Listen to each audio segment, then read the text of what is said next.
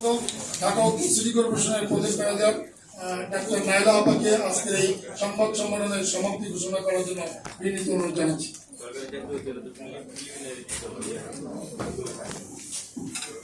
ধন্যবাদ তানভীর ভাই। আসলে সংবাদ মিডিয়া কর্মী যারা আছেন আপনাদেরকে অনেক অনেক কৃতজ্ঞতা প্রকাশ করছি।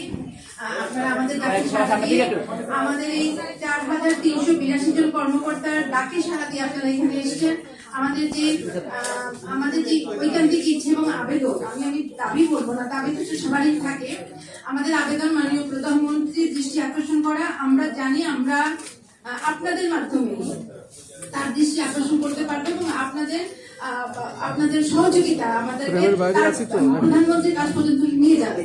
তো আমরা যে কর্মসূচিগুলো দিয়েছি আসলে তার দৃষ্টি আকর্ষণ করার জন্যই দিয়েছি। আমার মনে হয় আমরা একটা আশানুরূপ ফল তার কাছ থেকে পাবো, কিংবা একটা যেটা বললেন আমাদের সহকর্মীগণ যে তার যে ইচ্ছা, সৎ ইচ্ছা যে স্বাস্থ্য সেক্টরকে সে আরো অনেক ঢেলে সাজাবে। আমি মাত্র একটা প্রোগ্রাম থেকে আসলাম, ওইখানেও বারবার প্রাইমারি হেলথ কেয়ার কথাই বলা হয়েছিল যে প্রাইমারি হেলথ কেয়ারকে আরো শক্তিশালী করবে।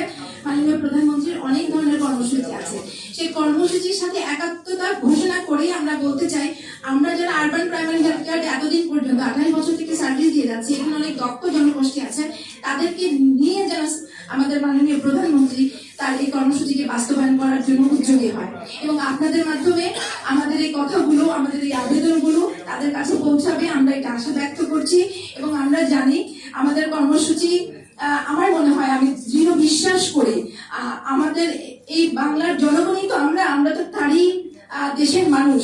সো আমরা সবার আগে দেশ, আমরা দেশের সেবা করতে চাই। আমরা সেবাকর্মী যারা আছি মাননীয় প্রধানমন্ত্রীর দিক নির্দেশনা সেবা করতে চাই। এই প্রত্যাশা ব্যক্ত করে আপনাদের মাধ্যমে তার কাছে এই মানবিক আবেদন পৌঁছে যাক, সেই প্রত্যাশা ব্যক্ত করে শেষ করছি। আমাদের জন্য সবাই দোয়া করবেন এবং আমাদের আরবান কর্মীর পাশে যেন মাননীয় প্রধানমন্ত্রী তার মানবিক দিকটা এবং মানবিক হাত আমাদের দিকে বাড়ান, সে আশা ব্যক্ত করছি আপনাদের মাধ্যমে। ধন্যবাদ।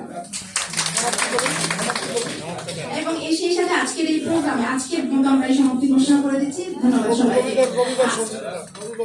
আমরা আপনাদের সহযোগিতা কামনা করছি। আমরা মিডিয়া কর্মী যারা আসছেন, প্রিন্ট মিডিয়া, ইলেকট্রনিক মিডিয়া, আমরা রবিবার সকাল পর্যন্ত অপেক্ষা করবো মাননীয় প্রধানমন্ত্রীর একটা দিক নির্দেশনার জন্য, তার একটা আশার বাণী শোনার জন্য। পরবর্তী আমাদের কর্মসূচি রবিবারে আপনাদের সাথে আমরা একত্রিত ঘোষণা করবো। ধন্যবাদ।